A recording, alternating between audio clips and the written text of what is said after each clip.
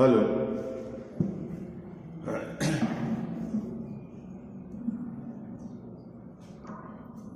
Hello hello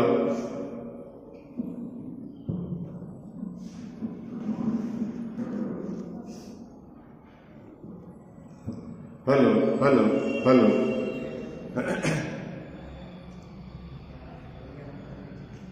ओम नमः सिद्धेभ्यः ओम नमः सिद्धेभ्यः ओम नमः सिद्धेभ्यः ओंकार बिंदु संयुक्तम नित्यं ध्यायन्ति योगिनः कामदं मोक्षदं चैव ओंकाराय नमो नमः। मंगलम भगवान वीरो मंगलम गौतमो गणी मंगलम कुंद कुंदार्यो जैन धर्मोस्तु मंगलम सर्व मंगल मांगल्यम सर्व कल्याण कारकम प्रधानाम सर्वधर्माणाम जैनम जयतु शासनम जैनम जयतु शासनम जैनम जयतु शासनम। इस भवतरु का मूल एक जानहु मिथ्या भाव ताको कर निर्मूल अब करिए मोक्ष उपाय करिए मोक्ष। जय बोलो देव शास्त्र गुरु की जय।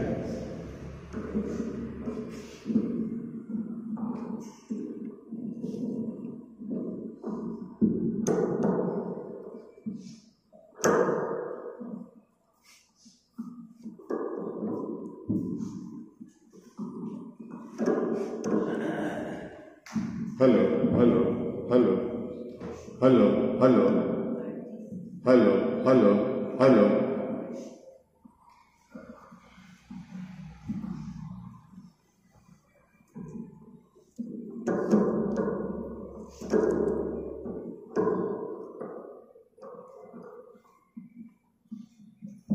Hello hello hello.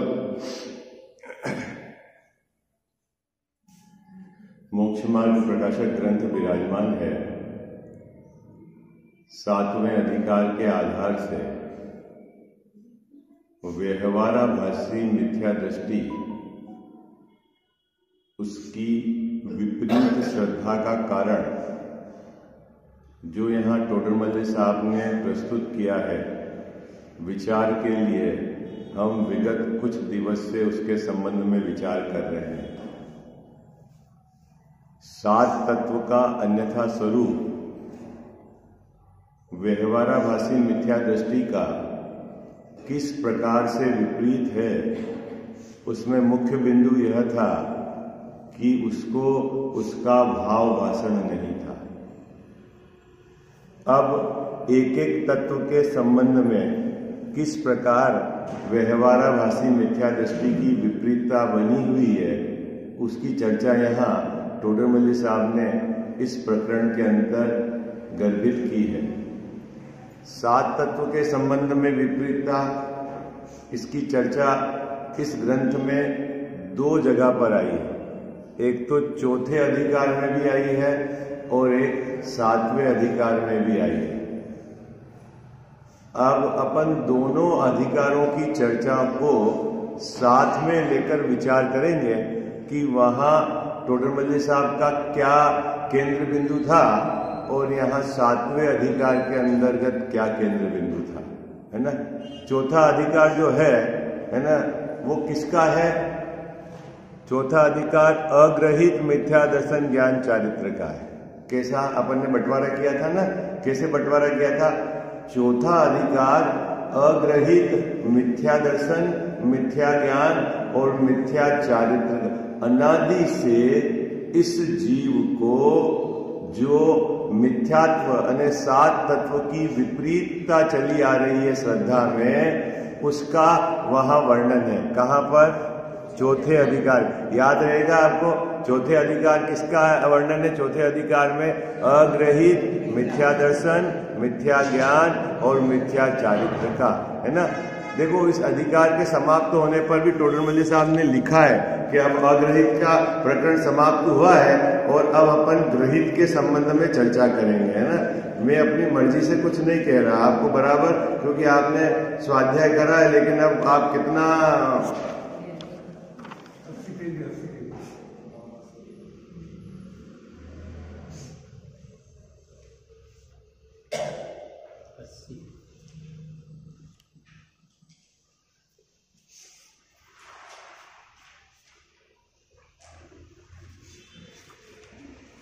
Page number 80 नहीं, वो आपके अंदर दूसरा 80 नंबर नहीं, वहां से अपने को प्रारंभ करना है। चलो वो आएगा पैटर्न तो मैं आपको बता दूंगा, है ना।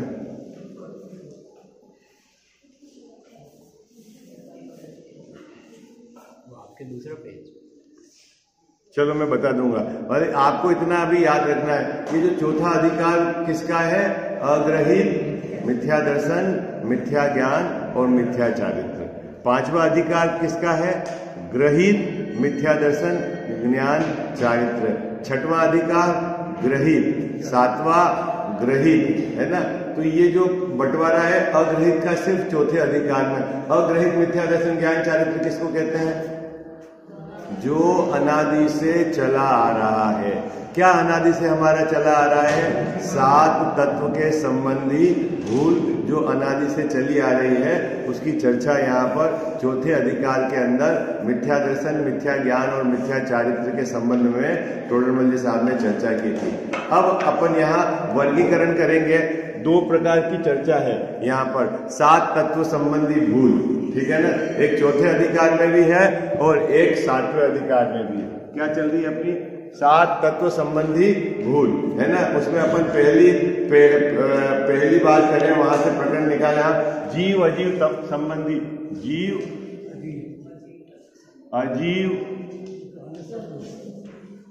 तत्व संबंधी भूल। एक है चौथा अधिकार और एक है सातवां अधिकार, ठीक है। चौथे अधिकार में मेरे पेज पर है 86 नंबर पे, 86 पर मिल गया आपको। दूसरे में 80 पेज पर हेडिंग मिला आपको, जीव अजीव तत्व संबंधी अयथार्थ श्रद्धा मिला हेडिंग, ठीक है। और यही बात सातवें अधिकार में ली है 237 पेज पर। दो जगह आप कागज न रखना, है ना। 237 पेज पर यहाँ पे देखो, जीव अजीव तत्व संबंधी अन्यथा रूप मिल गया, ठीक है। अब अपन खोज करेंगे कि चौथे अधिकार का क्या दृष्टिकोण था टोडरमल जी साहब का और सातवें अधिकार का। सबसे पहले चौथे अधिकार का जो जीव है, क्या वह सामान्य मिथ्या दृष्टि है? क्या है चौथे अधिकार का? सामान्य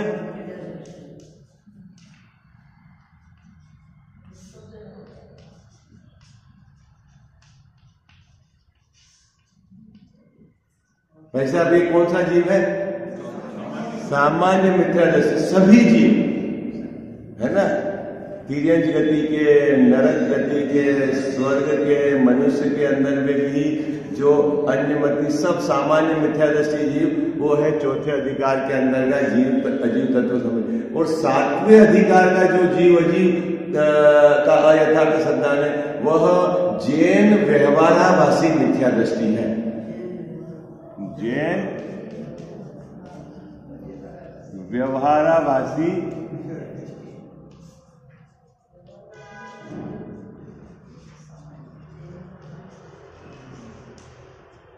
ठीक है भैया। क्या अंतर है दोनों में? ये तो सामान्य सभी जीव आ गए, है ना। और जो सातवें अधिकार में जीव अजीव तत्व के संबंध अयथार्थ श्रद्धान है, उसमें जैन है। जैन कौन सा? जिनेंद्र भगवान की आज्ञा को मानता है, सच्चे देवशास्त्र गुरु को पूजता है, उनके द्वारा रचित शास्त्रों का अभ्यास करता है, उसके बाद वह मिथ्या दृष्टि है। ये सातवें अधिकार का मिथ्या दृष्टि, ठीक है। उसको सात तत्व का अयथार्थ सिद्धांत किस प्रकार है, वो सातवें अधिकार में। और चौथे अधिकार में जगत के समस्त जीव सामान्य जीव की तरफ से यह बात की। इतनी बात समझ में आ गई? हाँ जी या ना जी? ठीक। अभी सामान्य जीव को जीव अजीव तत्व संबंधी भूल क्या है? बहुत सरल है। क्या सामान्य जीव को? वह देह जीव को एक गिने। क्या गिनता है भैया? सामान्य। अब अपन सामान्य है कि विशेष है, वो अपन बाद में चर्चा करेंगे। सामान्य पूरे जगत के समस्त जीव क्या गिनते हैं? देह जीव को एक गिने। इतनी बात है कजावा साहब। कितनी बात है? सामान्य देह, ये देह किस में आता है? अजीव तत्व। जीव जीव तत्व, इन दोनों को एक कर देता है तो जीव और अजीव को मिला देता है। कौन? कौन? सामान्य जीव। अगर अपन भी देह को और जीव को एक मिला रहे हैं तो अपन भी उस कैटेगरी में आते हैं। ठीक है? आपने ये पढ़ा होगा और सुना होगा और विचार करा होगा कि प्रत्येक जीव प्राप्त पर्याय में ही तन्मय होकर उसमें अहम करता है। सुना है ना आपने? है ना? राजा का उदाहरण सुना होगा, है ना? मुनिराज थे, उन्होंने ज्ञान उस पुत्र को कहा, बेटा ये तुम्हारे पिताजी हैं। मैं लंबी कहानी नहीं सुनाऊंगा। कौन? जो कीड़ा है ना शौचालय में कूद रहा है, ठीक है, वो कौन है? कौन है? और ये बात राजा को, राजा की उपस्थिति में बता दी थी कि तुम आगामी समय में क्या बन रहे हो? कीड़ा। अगले भाव में क्या बन रहे हो? लोकेश जी भाई साहब, कीड़ा बन रहे हो। तो उनने क्या कहा राजा ने अपने पुत्र को? ऐसी गंदी जगह में कैसे रहूंगा? कैसी गंदी जगह? उस मल में मैं कैसे रहूंगा? बेटा एक काम करना। क्या काम करना? कि या तो तुम मुझे मार देना या वहां से मुझे हटा देना। ठीक है? ये भाई इस गंदी जगह में तो मैं कैसे रहूंगा गजा से? ठीक है? अब मारे कैसे पिताजी को? तो वो उस निकालने का प्रयास करता है उसको, और वह कूद के उसमें जाता है। अभी चक्कर यह है कि अभी तो है, समझो 5-10 दिन पहले, 15 दिन पहले इस पर्याय में तो ये बोल रहा था कि वहां मैं कैसे रहूंगा। और गजाव साहब अभी 10 दिन हुए हैं, 5 दिन हुए हैं, कीड़ा बना है और ये बोल रहा है कि वहीं कूद कूद के जा रहा है। तो वहां क्या आचार्य देव ने कही, भाई इस जीव को अनादि से जो भी पर्याय प्राप्त है उसमें तन्मय हो जाता है। क्या हो जाता है? तन्मय हो जाता है। ये ही मैं हूं, उससे भिन्नता का उसको विचार नहीं आता। उसके पूर्व भी में जीव था, कोई अन्य पर्याय में, अन्य गति में था, वहां भी भिन्न संयोग थे। अभी जो संयोग है ये आगामी काल में नहीं रहेंगे, ऐसा विचार नहीं करके उसमें एक में तन्मय, ये ही मैं हूं, ऐसा करके वो इस प्राप्त पर्याय में अपना समय व्यतीत करता है। आई बात समझ? तो क्या गड़बड़ी है उसमें? क्या गड़बड़ी है? सामान्य जीव जैन साहब क्या गड़बड़ी है? कि देह और जीव को एक गिने। कौन गिनता है ऐसा? जगत के जितने भी जीव मिथ्या दृष्टि है, जिनने जैन शास्त्र नहीं पढ़े हैं, जिन्होंने जैन कुल में जन्म नहीं लिया है, वो जो जीव के भेद प्रभेद नहीं जानते हैं, लेकिन वो क्या मानते हैं कि प्राप्त पर्याय और मैं, ये दोनों मिलकर मैं ही हूं। अब 7वें अधिकार का जो जैन मिथ्या दृष्टि है, उसने क्या करा है कि उसने बाबूजी आगम को पढ़ लिया है। क्या कर लिया भाई भाई साहब? आगम को पढ़ लिया है और लक्षण भी जान लिए हैं उसने। क्या जान लिए हैं? कि शरीर भिन्न है और मैं भिन्न हूं, है। और कुछ याद भी कर लिए हैं। जीव 2 प्रकार के हैं। कौन कौन से जीव याद कर लिए हैं? संसारी जीव और मुक्त जीव। और भेद याद कर लिए हैं। जीव 2 प्रकार के हैं, त्रस्त और स्थावर। और याद कर लिए उसने कि जीव 2 प्रकार के हैं, भव्य अभव्य। और भेद कर लिया है जीव 1 इंद्री, 2 इंद्री, 3 इंद्री, 4 इंद्री, 5 इंद्री। ऐसे उसने भेद प्रभेद पूरे याद करे हैं। किसने? सातवें अधिकार वाले जैन मिथ्या दृष्टि में, लेकिन ये भी मिथ्या दृष्टि है और ये भी मिथ्या दृष्टि है। ठीक है, इस दोनों के अंतर को टोडरमल साहब ने मुख्य रूप में तो क्या बता दिया, यहां तो देह जीव को एक गिनता है। अब उसको देह ये है, इसको शरीर बोलते हैं, मैं 2 इंद्रिय हूं, 3 इंद्रिय हूं, ऐसा उसको ज्ञान नहीं है। लेकिन जो पर्याय मिली वो ही मैं हूं। भौरा बना तो मैं हूं, कि चीटी बना तो मैं हूं। प्राप्त पर्याय में वो एकत्व करता हुआ परिणमता है। कौन? सामान्य संसारी मिथ्या दृष्टि जी। और जैन जो है वो ये विचारता है मैं पंचेंद्रिय हूं, मैं संगी हूं। ऐसे बंटवारा करा उन्होंने, संगी जीव अलग, असंगी जीव अलग, 1 इंद्रिय, 2 इंद्रिय, 3 इंद्रिय, 4 इंद्रिय, पंचेंद्रिय जीव अलग, संसारी जीव अलग, मुक्त जीव अलग है। ऐसे उसने बंटवारा करा और अपने अपने को, लेकिन बोलता तो है शरीर भिन्न है और जीव भिन्न है, लेकिन अंदर में भाव भाषण नहीं है। किसका भाव भाषण नहीं है? भिन्नता का। किसका भाव भाषण नहीं है? किसका भाव भाषण नहीं है? भिन्नता का। बोलता तो है लेकिन अंदर में भिन्नता का भाव भाषण नहीं है, और भाव भाषण के अभाव में ये भी मिथ्या दृष्टि है। और यहां तो बोलता ही नहीं है, तो प्राप्त पर्याय में ही अहम का अंतर समझ में आ गया। अभी इसमें टोडरमल साहब ने एक बहुत गजब की बात कही है कि साइकोलॉजी पकड़ी है कि ये जीव है, ये ज्ञान गुण का धनी है। सभी 6 द्रव्यों में सबसे ज्यादा जिसको बोलते हैं समझदार कहो या ज्ञान गुण वाला, बाकी 5 द्रव्यों में तो ज्ञान है नहीं, है ना। ज्ञान किसमें? जैन साहब जीव में है। और ज्ञान की क्या विशेषता है कि वह स्व और पर को जान सकता है। ज्ञान की क्या विशेषता है? स्व और पर को जान सकता है। अब जीव के साथ एक क्षेत्र अवगाह शरीर है। कब से शरीर है? हाँ, एक ना स्पर्शन इंद्री अखंड इंद्री है। कुछ बात समझ में आई आपको? क्या कहा गजावत साहब? क्या कहा? स्पर्शन इंद्री अखंड इंद्री है। इस जीव को कभी भी स्पर्शन इंद्री के बिना रहा ही नहीं, है ना। रसना घ्राण चक्षु कर्ण, ये तो कभी 2 इंद्रिय हुआ होगा तब 2 इंद्रिय आई, 3 इंद्रिय हुआ होगा तो तब इंद्रिय। लेकिन स्पर्शन इंद्री अखंड इंद्री। एक अपेक्षा से समझे आप अखंड कैसे है? कभी भी इसका स्पर्शन इंद्री के साथ मतलब एक क्षेत्र होगा रहा ही रहा। एक अपेक्षा तो ये समझो। एक और सुंदर एंगल बताता हूं आपको, बात निकली है तो। जैसे रसना इंद्री किसको बोलते हैं? जीव, है ना। तो जीव है ना, ये रसना भी है और ये स्पर्शन भी है। बात पकड़ में आई आपको? अखंड इंद्री समझ में आई? हाँ हाँ, किसका? अरे बाबूजी उतनी सूक्ष्म अभी चर्चा क्या करना है। अभी मैं तो आप इंद्री पार्थ पर्याय की बात कर रहा हूँ। विक्री गति में 2-3 समय की अभी छोड़ो आप उसकी, उसमें अभी क्या क्या अभी क्या अब स्पर्शन इंद्री दो एंगल से मैंने अखंड बता दी। अखंड मतलब जब भी पर्याय में रहा, एक इंद्री रहा तो स्पर्शन इंद्री रही।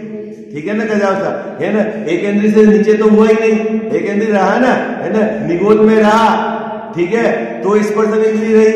एक इंद्री रहा तो स्पर्शन इंद्री रही, है ना। उसके बाद 2 इंद्री हुआ तो स्पर्शन के साथ भी रसना आई बात समझ में। एक एंगल तो ये है। दूसरा एंगल ये है कि स्पर्शन इंद्री अखंड इंद्री इसलिए है कि जहां रसना ग्रहण चक्षु कर्ण है वहां स्पर्शन इंद्री है। हाई तो ये अखंड इंद्री है। और स्पर्शन इंद्री को जिसने विजय प्राप्त कर ली उसने सब पर विजय प्राप्त कर। आई बात समझे? इंद्री जय हो गया ऐसा। तो शरीर के बिना नहीं रहा। अब उस समय जब वो 1 इंद्रिय था, 2 इंद्रिय था, तो मैं जीव, ये शरीर ऐसा नहीं बोलता था। लेकिन जो शरीर मिला उसमें अहम बना था। देखो आप समझो कि आप बोलते हो कि ये मेरा बेटा है, ये मेरा नाती है, ठीक है। लेकिन तिर्यंज गति के जीव नहीं बोल पाते ना। जैसा आप देखा होगा, आप ये जब चलते हैं टीवी चैनल, इनके छोटे छोटे बच्चे रहते हैं तिर्यंज गति के, वह जब जंगल में घूमते हैं तो किसके पास सुरक्षित पाते हैं वो अपने को? अपनी माँ के साथ दौड़ते हैं, देखना, है ना? क्यों? तो अभी वो ये नहीं बोल पाए कि गाय कि ये मेरा बच्चा है, लेकिन उसके प्रति ममत्व पूरा का पूरा विद्यमान है। आई बात समझ में आई? है ना? दिखता है ना? उसके पीछे तो वह शेर से भी भिड़ लेती है। आप भक्तामय स्त्रोत में बोलते हो नहीं है कि वो उससे भी भिड़ लेती। क्यों? क्योंकि उसके प्रति उसको ममत्व चलता है। ठीक है, बोल नहीं सकती ये मेरा बच्चा है, लेकिन ममत्व विद्यमान है। अभी चारों गति के अंदर जीव इस देह के साथ एकत्व लेके चलता है। अभी अपन चौथे अधिकार की बात कर रहे हैं। टोडरमल जी साहब ने एक खोज करी कि यार ऐसा क्यों गड़बड़ करता है, जो देह इस जीव से भिन्न है और जीव ज्ञान वाला है, वो देह और जीव की भिन्नता को पहचान भी सकता है, लेकिन उसके बावजूद भी ये इसको गड़बड़ी क्यों होती है कि ये जो देह है सो ही मैं हूं, ऐसी गड़बड़ी क्यों होती है? तो उसकी खोज करके टोडरमल साहब ने क्या पैराग्राफ लिखा है, देखो पढ़ते हैं, बहुत मार्मिक बिंदु है। हालांकि पहले भी अपन ने इसकी चर्चा की है, लेकिन क्या कुछ कुछ नए होता है और कुछ आप पुराने हैं जो भूल गए होंगे, तो विषय निकालो आप। Page number 86, page number 86।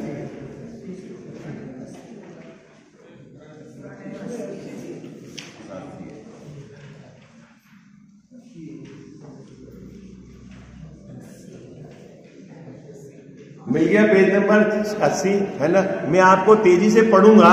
Todarmal जी साहब की बात आपको समझनी है, क्योंकि मैं चौथे अधिकार को ज्यादा लंबाऊंगा नहीं। मैं 7वें अधिकार पे मेरा केंद्र बिंदु है। 7वें अधिकार की चर्चा थोड़ी सूक्ष्म है, लेकिन मैं चौथे अधिकार में इसलिए आपको साथ चला रहा हूं कि आपको बात पकड़ में आनी चाहिए कि क्या अंतर है दोनों में। नहीं तो आपको ऐसा लगेगा कि वहां भी जीव अजीव तत्व की बात है, यहाँ भी जीव अजीव तत्व की यथार्थ सिद्धांत की बात है। दोनों में अंतर क्या है ये आपको समझ में आना चाहिए। ठीक है, निकाल दिया पेज। मैं पहले पैराग्राफ की 3 पंक्तियां नीचे से पढ़ूंगा। ठीक है, क्या गड़बड़ी करता है, किसको कहना है जीव अजीव तत्व की चौथे अधिकार वाले जीव की भूल। दिखा, जीव को उस पर्याय में मिल गया। सब हाथ ऊंचे कर दो, मिल गया क्या? नहीं तो गड़बड़ हो जाएगी। मुझे आपको कहां ढूंढ रहे हो? नहीं मिला? पेज नंबर कौन सा ग्रंथ है आपके पास? जयपुर से प्रकाशित है के है? पुराने वाले में 80 जो जयपुर से प्रकाशित है, मेरे में जो नया सोनगढ़ से प्रकाशित है उसमें 86 है ना। जीव अजीव तत्व के संबंधी अयथार्थ सिद्धांत का पहले पैराग्राफ, उसकी अंतिम की 3 पंक्तियां। अंगली सब लगाना वहां पर। क्या चर्चा चल रही है? चौथे अधिकार के जीव की क्या भूल है वो समझा रहे हैं। मिल गया? ठीक है, चलो क्या कहते हैं? जीव को, किस जीव को? ये चौथे अधिकार वाला जो जीव है, मिथ्या दृष्टि जीव। ठीक है जैन साहब, उसको क्या है? उस पर्याय में, किस पर्याय में लोकेश भाई साहब, किस पर्याय में? जो पर्याय असमान जाति व्यंजन पर्याय। अभी जैसे अपन को मनुष्य पर्याय मिली है, किसी को तिर्यंच पर्याय मिली है, फिर उसमें जो भी बंटवारा कर देना आप जाति कुल का। अभी देखना इसमें असमान जाति क्या? एक तो मैं हूं जीव, ठीक है, और दूसरे कितने अनंत पुद्गल परमाणु का ढेला है वो शरीर। ठीक है, 2 चीज मिलकर एक क्षेत्र रह रही है। ठीक है, कितने काल तक रहेगी? जितने समय तक का आयु कर्म का कॉन्ट्रैक्ट है। ठीक है, कितने समय तक साथ रहेगी? हाँ, देखिए एक बात समझना, बहुत मार्मिक बात है। आयु का जो कॉन्ट्रैक्ट है उतने समय तक देह और जीव साथ साथ रहेंगे, लेकिन देह जीव का काम करे और जीव देह का काम करे, ऐसा नहीं है।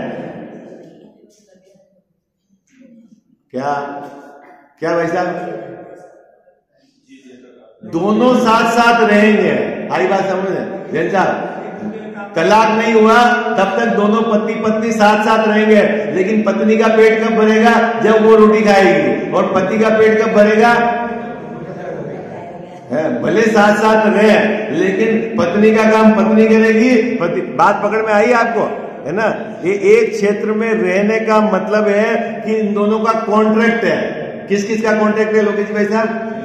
शरीर के अनंत पुद्गल परमाणु का और जीव का एक साथ रहने का जो कॉन्ट्रैक्ट है 70 वर्ष, 80 वर्ष, 90 वर्ष इस पर्याय का, उतने समय तक साथ रहेगी। साथ रहने में रहते एक साथ हैं, लेकिन एक दूसरे का काम बिल्कुल नहीं करते, कभी कभी करते हैं और कभी कभी नहीं करते, ऐसा नहीं, कभी नहीं करते हैं। कितने लोगों को समझ में आ गई है? आप बोलते हैं आजकल तो मेरा शरीर चलता नहीं, मैं सोचता हूं लेकिन कर नहीं पाता, और पहले तो मैं सोचता था और कर लेता था। सही है क्या बात? अरे बोलो जी, हाँ जी अन्ना जी, अरे हाँ जी अन्ना जी है? पहले तो मैं 4 मंजिल चढ़ जाता था और अभी तो मैं 1 मंजिल ही चढ़ पा रहा हूं। अब तो मैं नहीं कर सकता, तो पहले कर सकता था? हाँ, नहीं कर सकता था ना। क्यों नहीं कर सकता था? क्योंकि दोनों भिन्न भिन्न हैं। अब शरीर भिन्न है, जीव भिन्न है, दोनों एक साथ एक क्षेत्र में रहते हैं, बस इतना संबंध है। कितना संबंध है जी? एक साथ एक क्षेत्र में रहते हैं। कितने समय तक रहेंगे? जितने समय तक आयु है उतने समय तक रहेंगे। आयु पूरी हुई, पुद्गल का एक एक परमाणु जिसको जहां परिणमन करना करेगा, जीव अपना चला, ठीक है। अभी यहां जब एक साथ एक क्षेत्र में रहते हैं तो भी जीव शरीर का है, अजीव का काम नहीं करता, अजीव जीव का काम नहीं करता। अजीव में ज्ञान नहीं, जीव में ज्ञान है। वो ज्ञान वाला जीव अजीव और जीव की भिन्नता पहचान सकता है और अपने को जीव रूप स्वीकार कर सकता है, लेकिन वह अपने को जीव रूप स्वीकार नहीं करता। क्या गड़बड़ी? कारण क्या है? मुद्दा है क्यों एक मानता है? ये टोडर मल्ली साहब ने खोज करी। किन किन को एक मानता है? पहली पंक्ति में बताया, फिर तीसरे पैराग्राफ में बताया क्यों एक मानता है। क्या समझ में आई? पहले में किन किन को एक मानता है? देखो पढ़ते हैं क्या? स्वयं जीव है, मिल गई पंक्ति, मिली। मैं छोड़ छोड़ के पढ़ूंगा क्योंकि मेरे को चौथा अधिकार नहीं चलाना है। हाँ, आप अंगुली बिल्कुल लगा के रखना, इधर उधर टाकना मत। स्वयं जीव है। कौन जीव है? स्वयं। स्वयं मैं कौन हूं? जीव हूं, और उसका स्वभाव तो ज्ञानाधिक है। मेरी कहां तक पहुंच है? लोकेश भाई साहब कहां तक पहुंचे? जो मेरा ज्ञान गुण है ना, वो मेरा स्वभाव है। क्रोध, मेरे को गुस्सा बहुत आता है, मान बहुत है, बोले तेरा स्वभाव नहीं है। तू कहां तक पहुंचेगा? जैन साहब तेरी पहुंच कहां तक है? अपनी पहुंच जहां तक मेरा स्वभाव है, बस वहां से अपने को भेद डालना है। और जो विभाव है वो मेरे नहीं है। मेरे में, मेरी पर्याय में होने पर भी मेरे नहीं है। कजाव साहब क्या लिखा है? विभाव। कौन चीज विभाव है? क्रोधाधिक भाव। ज्ञान मेरा स्वभाव है और क्रोधाधिक भाव विभाव है। क्रोध, मान, माया, लोभ ये मेरा स्वभाव नहीं। दया, दान, पूजा, व्रत का परिणाम मेरा स्वभाव नहीं। शुभ अशुभ भाव मेरा स्वभाव नहीं। तो मेरा स्वभाव क्या है? ज्ञान। कहां से फाड़ा मारना है आपको? फाड़ा कहां से गिराना है? कजाव साहब, विभाव को मत पकड़ के बैठना। किसको पकड़ के मत बैठना? विभाव को। किसको पकड़ के नहीं बैठना लोकेश भाई साहब? विभाव। क्रोधाधिक आते हैं, आने दो, ये मेरे नहीं। दो बातें हो गई, ज्ञानाधिक स्वभाव है, क्रोधाधिक विभाव है। और ये जो शरीर के है ना, पुद्गल, रस, वर्ण, गंध, ये तो पुद्गल का है। ये किसका है? किसका है? काला गोरा, लंबा चौड़ा, मोटा पतला, ये सब कौन है? ये पुद्गल का। अब ये 3 चीजें हो गई, ज्ञान में, क्रोध, विभाव, और शरीर स्पर्श रस गंध वर्ण वाला। ये तीनों एक क्षेत्र में है। अब तू इन तीनों को मिला के एक गिनता है तो एक इंद्रिय जीव जैसा होगी, क्योंकि ये तो सामान्य जीव की बात है। क्या गिनता है तू? संजय जी वैसा क्या गिनता है? इन तीनों को, किन 3 को एक गिनता है? ज्ञान को, विकारी भावों को और शरीर को। इन तीनों को मिला के ये मैं हूं, इन तीनों को मिलाकर मैं हूं ऐसा मानता है, तो ये तेरे को अनादि से चला आया हुआ अग्रहित मिथ्या दर्शन है। तो साहब तीनों अलग अलग है? हाँ बिल्कुल अलग अलग है। कैसे अलग अलग है? कि स्पर्श रस गंध वर्ण उसमें तो तेरा कुछ चलता नहीं, और जो विकारी भाव है वो एक समय का है, और ज्ञान तेरे साथ है। क्या गजा साहब, शरीर को पतला तो कर सकते हैं ना अपन, योगा करके, खाना कम खा के?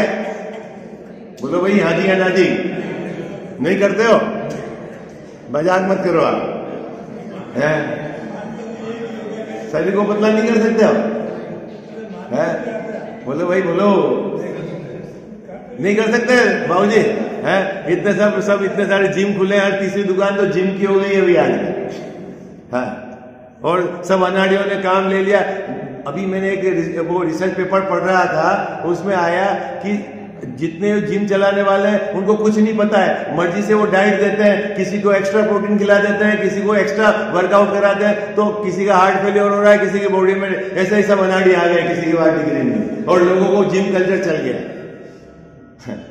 जहां जीवों की रक्षा करनी है वो तो अपने घर का झाड़ू सुबह रसोई का निकालना हो तो पसीना आ जावे, और जिम जाके पसीना निकालता है, वहां जीव बचेंगे और शरीर भी स्वस्थ रहेगा। हाँ, आई बात समझ में आई? 6 गाय के जीवों के प्रति रक्षा का भाव होना चाहिए ना, वो तो हो ही नहीं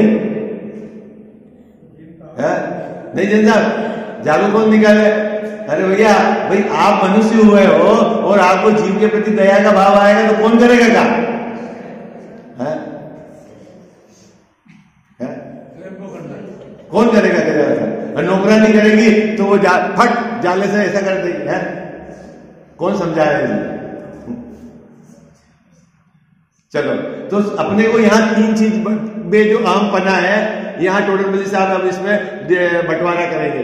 जीव उसको कैसे पहचानोगे? जैसे ज्ञान को पकड़ कर, ज्ञान हमेशा कायम रहने वाला है, क्रोध कायम रहने वाला नहीं है, मोह कायम रहने वाला नहीं है, राग, एक जैसा गुस्सा आप लगातार नहीं कर सकते, एक जैसा मन कसाय का परिणाम लगातार नहीं कर सकते। जब आप लगातार नहीं कर सकते तो समझ लेना वो आपका काम नहीं, आपका स्वभाव नहीं, और जानने का काम कोई प्रॉब्लम नहीं, है ना?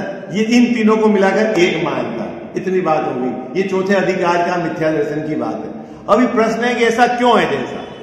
अब देखो तीसरा पैराग्राफ पढ़ो, 2-3-4 मिनट है अपने पास। जीव को और शरीर को निमित्त संबंध बहुत है। क्या कजाव साहब, क्या गड़बड़ी है?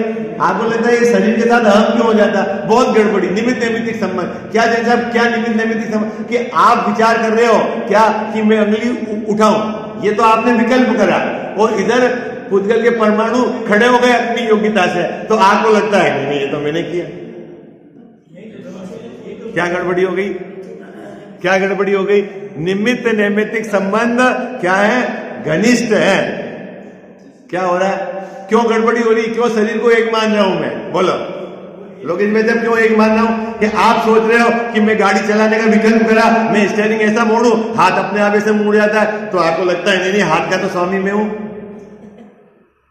अभी मेरा प्रश्न है कि हाथ मुड़ा आपके विकल्प से मुड़ा कि अपने आप मुड़ा? अरे बोलो भाई, बोलो ना भाई, अपने विकल्प से मुड़ा कि अपने आप मुड़ा? हाँ, अरे संयोग के कारण होता है काम, ऐसा कहां पड़ा है आपने? तो पैरालिटिक होता है तो आपकी इच्छा से होता है, पैरालिसिस होता है तो आपकी इच्छा से होता है। आपकी अंगुली यूं मुड़ रही है, पीछे मोड़ो, आपकी इच्छा से मुड़ती है। संयोग तो है ना? अभी संयोग है तो मैं कहां बना कर रहा हूं एक क्षेत्र होगा है, लेकिन जीव के कारण हो रहा है। क्या मुद्दा ये है? अभी इसमें क्या चक्कर है लोकेश जी भाई साहब? सबसे बड़ी समस्या क्या है कि 95% तो आपका निमित्त नैमित्तिक संबंध में आप विचार कर रहे हो और वो घट रहा है, और 5% में भिन्नता जो है वो आपको पकड़ में नहीं आ रही। वो 95% का जो फ्लो इतना तेज है कि उसकी भिन्नता जो है वो इस जीव को पकड़ में नहीं आ रही और प्राप्त पर्याय में वो तन्मय में। हाँ, वो कोई बीमारी नाम दे देता है, उसका कोई कारण खोज नहीं पाता है। आपको बहुत इंपॉर्टेंट काम था और रात में बुखार आ गया शरीर, तो आप क्या बोलोगे? आप क्या खोज करोगे? तो आपके इंपॉर्टेंट काम विकल्प में तो आपको बुखार आने नहीं, लेकिन नहीं उसने काम कर, लेकिन उसको इग्नोर करके अरे कोई कारण रहा होगा, या ऐसा रहा सर्दी में घूमा या कुछ खा लिया, दवाई ले, और जहां भिन्नता का विचार करना है वहां भिन्नता का विचार करके उसकी भिन्नता का निर्णय नहीं करते, और ये पूरी की पूरी पर्याय क्या चली जाती है, बहुत तगड़ा है। ये टोडरमल साहब ने खोज करी है। क्या लिखा है? इस जीव को और शरीर को निमित्त नैमित्तिक संबंध बहुत है। अब कैसे है उसको यहाँ इस पैराग्राफ में समझाया। समय हो गया अपना, कल अपन पढ़ेंगे, है ना, तेजी से पढ़ेंगे। आप घर पे पढ़ के आना इस पैराग्राफ, ये 1.5-2 पेज का लिखा हुआ है, मैं पूरा नहीं पढ़ूंगा क्योंकि मैंने इसको जब चलाया तब पढ़ाया। मुझे तो 7वां अधिकार का जीव यहाँ क्या बात है बस इतनी बता के आगे उसमें क्या विशेष है उसकी चर्चा करनी है। ठीक, विशेष चर्चा पर साची तो गंगा ये वीतराग वाणी, अविच्छिन्न धारा निज धर्म की कहानी। जामे अति ही विमल अगाध ज्ञान प्राणी, जहाँ नहीं संशयादि पंक की निशानी। साची तो गंगा ये वीतराग वाणी, अविच्छिन्न धारा निज धर्म की कहानी। सप्तभंग जहाँ तरंग उछलत सुखदानी, संत चित मृणाल वृंद रमे नित्य ज्ञानी। साची तो गंगा यह वीतराग वाणी, अविच्छिन्न धारा निज धर्म की कहानी। जाके अवगाहन ते शुद्ध होए प्राणी, भाग चंद निहचे घट माहिया प्रमाणी। साची तो गंगा ये वीतराग वाणी, अविच्छिन्न धारा निज धर्म की कहानी। जावाणी के ज्ञान ते सूझे लोकालोक, सो वाणी मस्तक चढ़ो सदा देत हूँ धोख।